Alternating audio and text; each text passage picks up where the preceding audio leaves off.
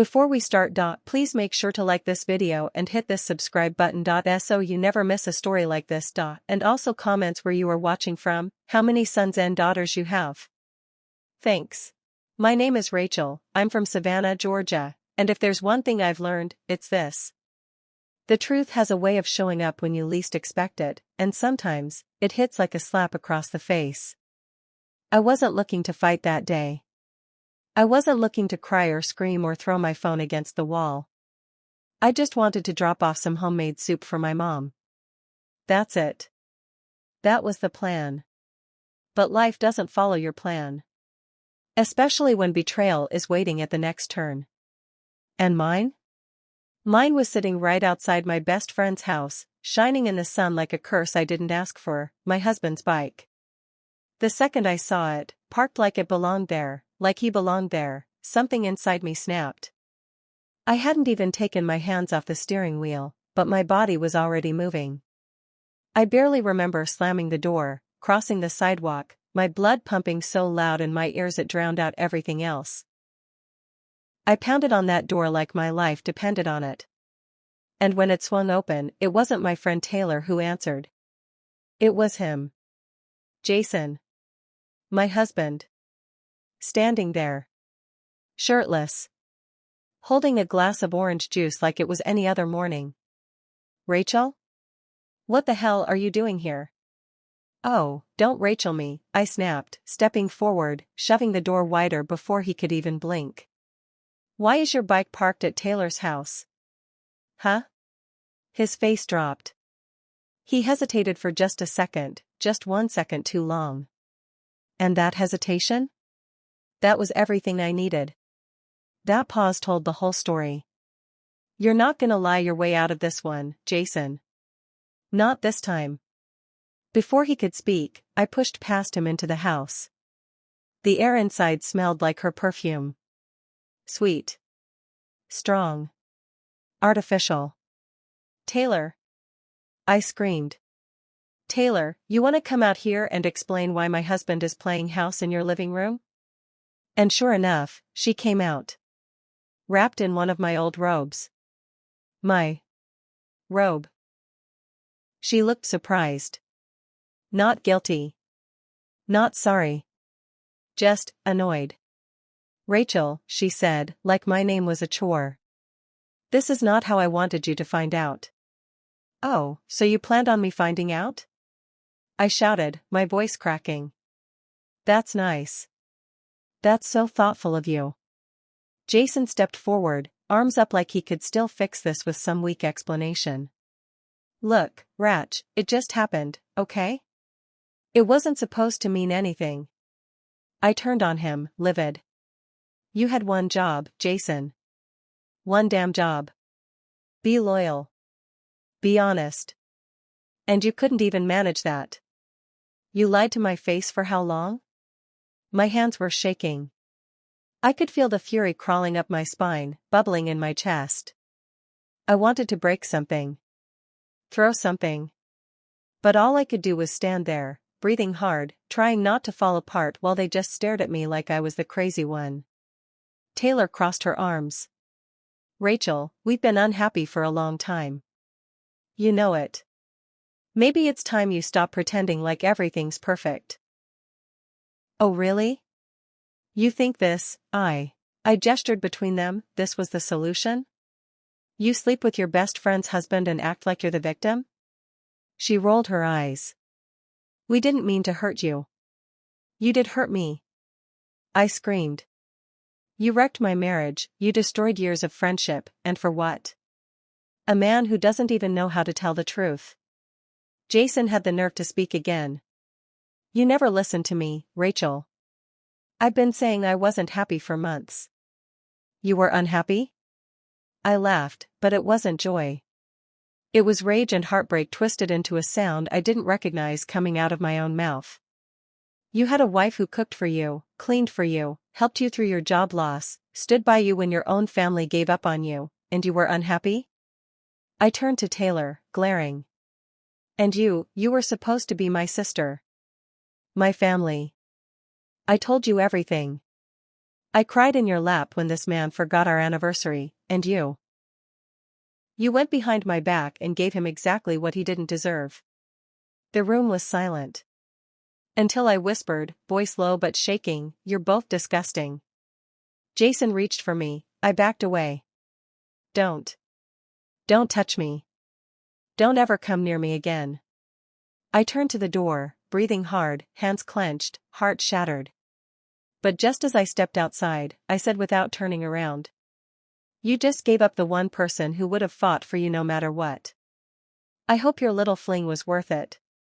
And then I left. I didn't look back. I didn't want to give them the satisfaction. But I did look up at the sky as I walked away, and I made a silent promise. I'm done being the one who gets betrayed. From now on, I'll be the one holding the power. If you've ever been betrayed by the people you trusted the most, you're not alone. But you can rise from it. You will rise. Sometimes, the people we love the most are the ones who show us who we really are when they break us. And what we become next. That's our choice. I didn't sleep that night. I don't even remember changing out of my clothes. I just sat there on my mom's couch, frozen, stunned, replaying every lie in my head like a broken movie.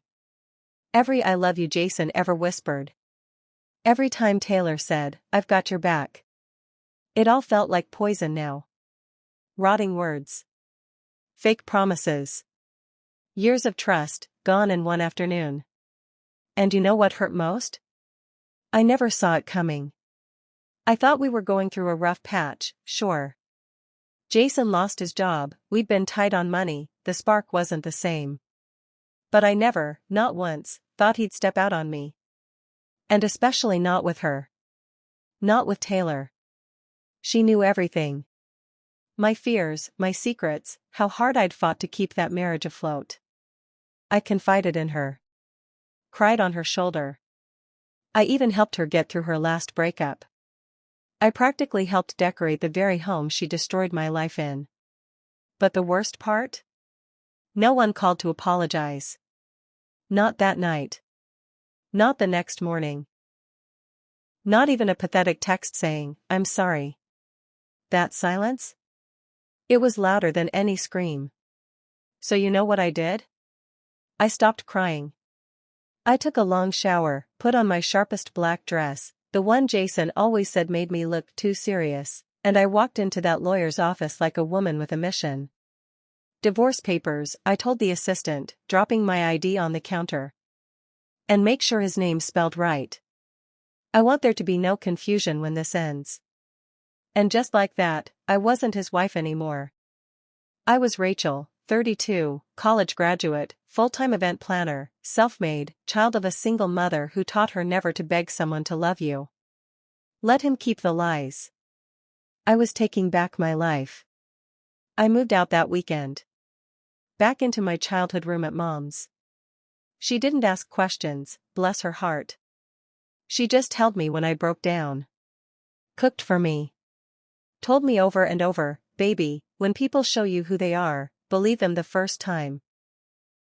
But Mom didn't know everything. She didn't know about the apartment I was secretly saving for. She didn't know I'd already gotten a raise at work and was being considered for regional manager. She didn't know I'd been slowly rebuilding my credit after years of fixing Jason's messes.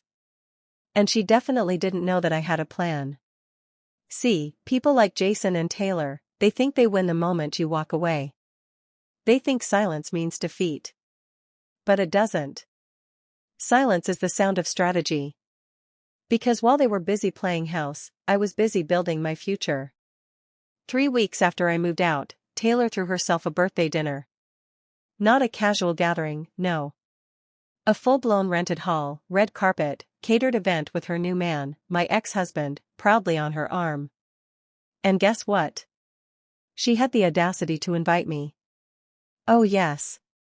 She sent the invite with a handwritten note that read, "No hard feelings, Ratch. Hope you can come and we can move forward like grown-ups." I laughed when I read it.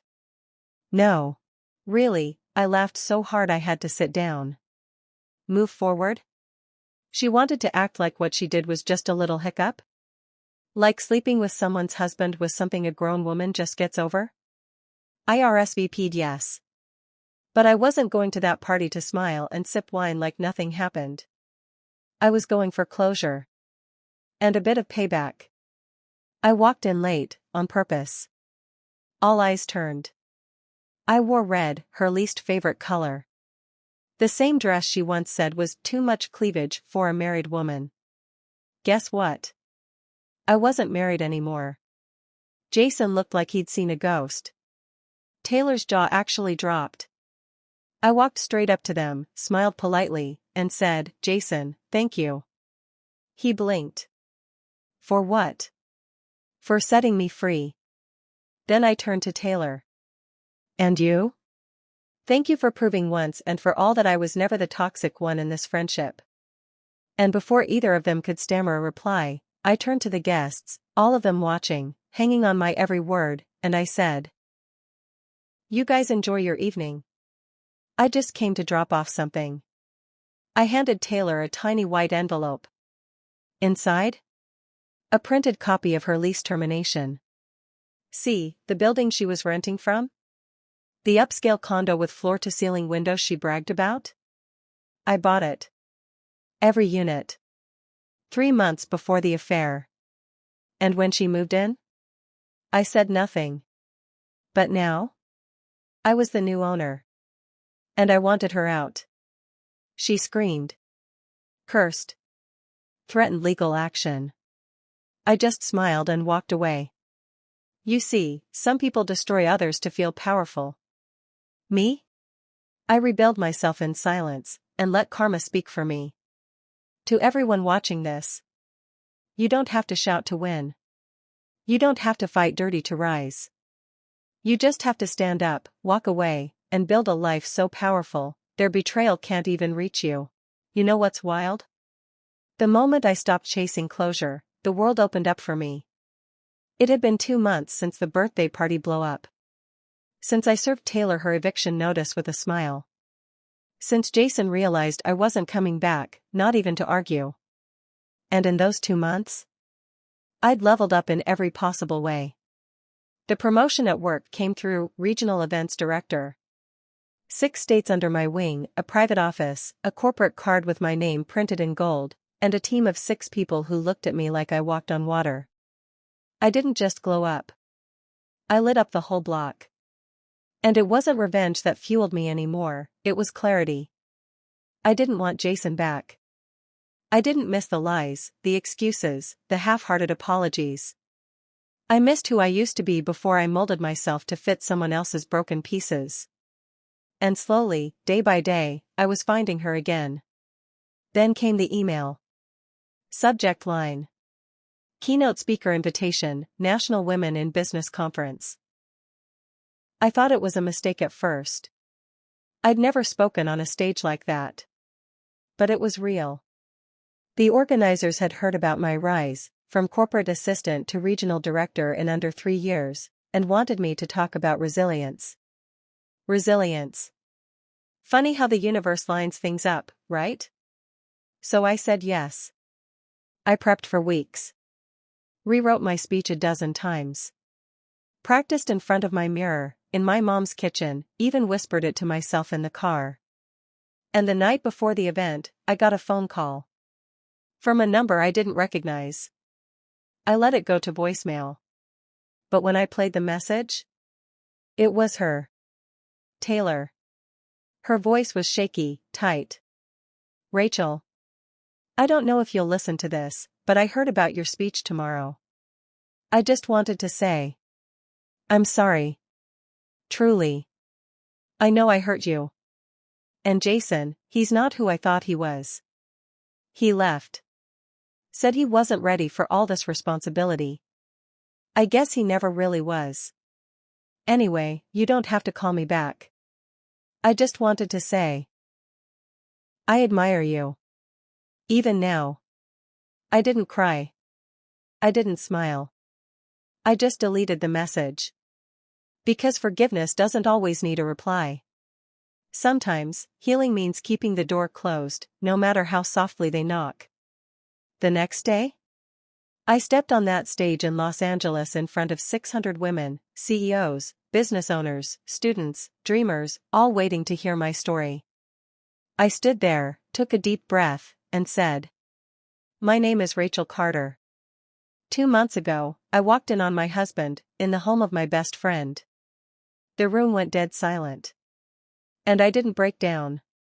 I broke free. I talked about betrayal. About starting over. About the quiet power of walking away instead of fighting for scraps. I told them how I used to shrink myself, to be likable, to be chosen, to be enough for someone who never knew what he had. And how now? Now I fill every room I walk into. Because I finally chose me. By the end, people were standing. Clapping. Some crying. A few even came up to hug me. But the twist? Afterward, as I stepped down from the stage, a woman approached me, well-dressed, polished, confident. She smiled and said, "Rachel, we'd like to feature you on the cover of Empowered Woman magazine. Your story is exactly what our next issue's theme is about, rising from betrayal." I blinked. "The cover?" She nodded. "Yes. And there's one more thing. We're launching a leadership mentoring program. We want you to lead it." I said yes without hesitation. Because I realized every door Jason and Taylor slammed in my face, God kicked open something better. That night, alone in my hotel room, I looked out over the city lights and whispered to myself, "This is just the beginning." To the woman watching this right now, feeling broken, abandoned, or betrayed, you are not what they did to you. You are what you choose to become after. You are strength wrapped in soft skin. You are every reason to start again. They thought walking away from you was their power move. But your comeback? That's the real plot twist. It had been nearly 6 months since I left Jason.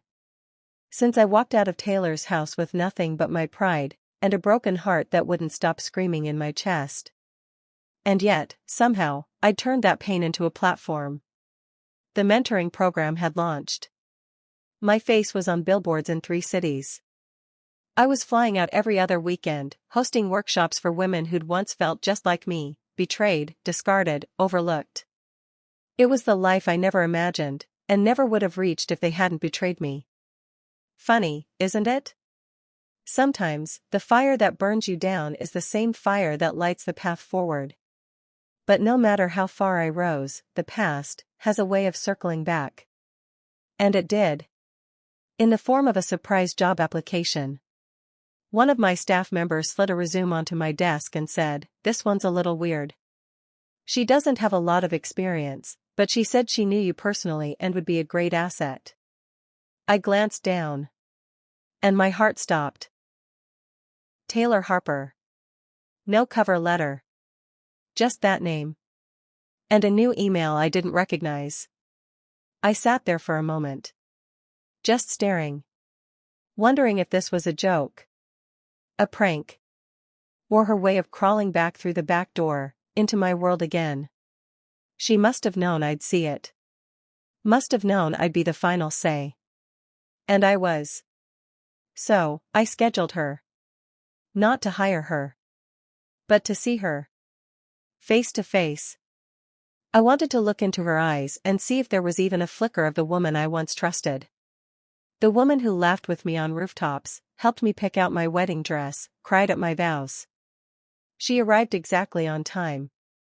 Hair neat. Cheap blazer. Eyes downcast. "Rachel," she said, trying to smile. "Thank you for seeing me." I didn't shake her hand. I just gestured toward the chair and said, "Why are you here?" She sat slowly, folding her hands. "Because I need this. I need something new. A fresh start. And I know what I did. I know I don't deserve grace, but..." "No," I cut her off, leaning forward. "You don't. You don't get to sit here and act like this is just some mistake from your past. You ripped my life apart, Taylor." She flinched. "Do you even understand that?" I asked, my voice low but sharp. You didn't just sleep with some stranger's husband. You watched me break down in front of you about that man. You held me when I cried, all while sneaking around with him behind my back. I know, she whispered. And I hate myself for it. Every single day. I scoffed. No, you don't. You just hate that your safety net fell apart. Jason left you, didn't he? She looked up slowly. And I saw it. The pain. The regret. The rawness. He said it wasn't serious. That it was just fun at first, she said softly. Then, he lost interest. Moved to Florida. I haven't heard from him in months. I nodded. That sounds about right. You thought you were winning when you took him from me. But you were just next in line. Tears filled her eyes. I wasn't thinking straight. Wasn't thinking straight. I was lonely. I envied you, your job, your drive, your husband. I told myself I deserved something good for once, even if it came the wrong way. You envied me, I repeated, almost laughing. She nodded. I did. But now I just want to survive. I lost my job. My apartment. My car. Everything. I stared at her. For a long moment. And then I said something that surprised even me. You're not hired. Her face fell. But I am giving you a one-time grant, I said, sliding a folder across the table. It's part of our new second step program, for women who lost everything and want to rebuild with dignity. There's a 6-month support stipend, job coaching, and housing assistance. She blinked. Wait, what? Are you serious? Yes, I said calmly. Because I may never forget what you did. But I refuse to let what you did turn me into someone like you. She broke down sobbing. Not because she got what she wanted.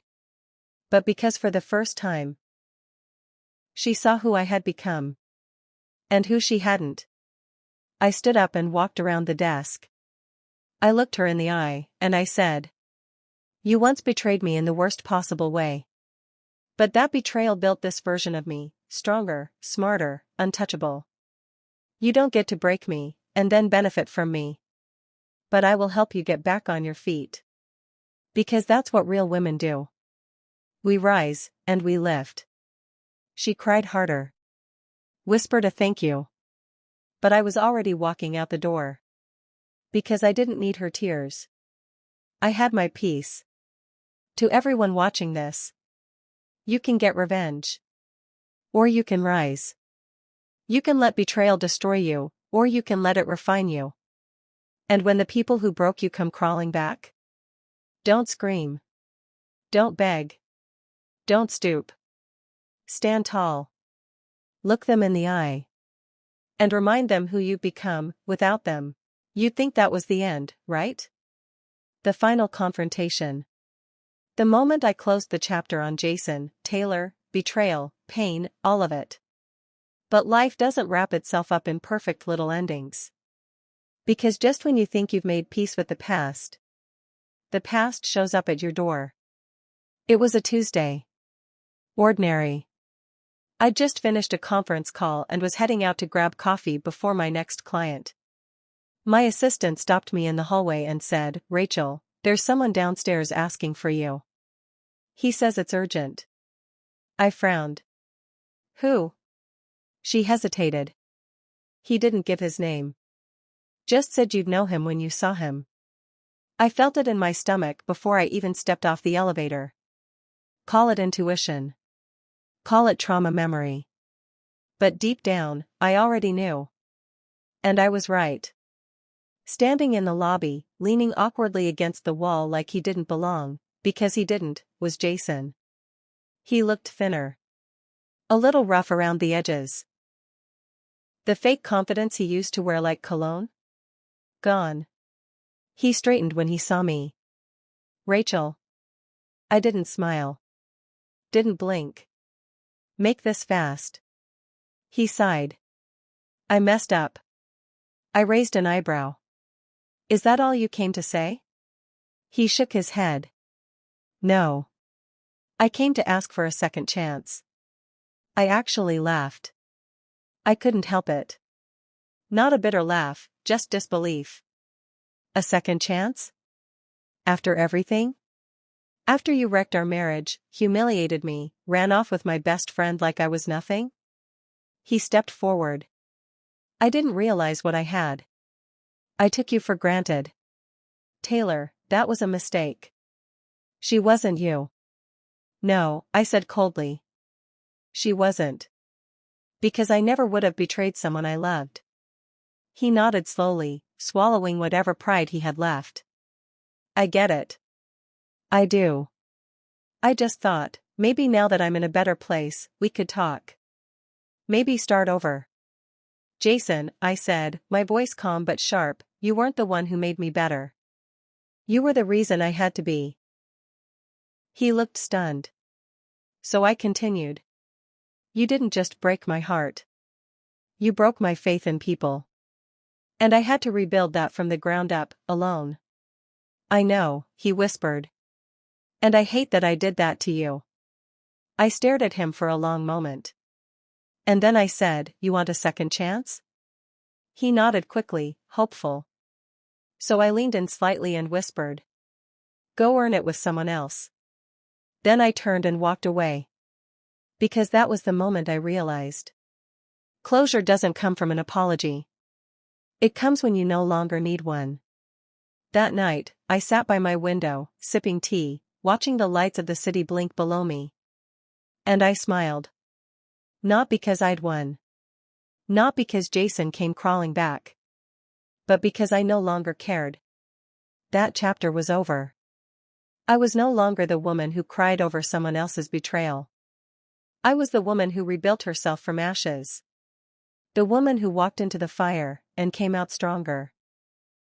To every woman watching this right now, holding the shattered pieces of a life someone else destroyed. You are not broken. You are rebuilding. You are not lost. You're just in the middle of your story.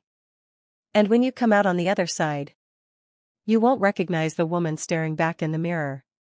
Because she will be powerful. She will be free. And she won't need closure. She'll be the one writing her own ending.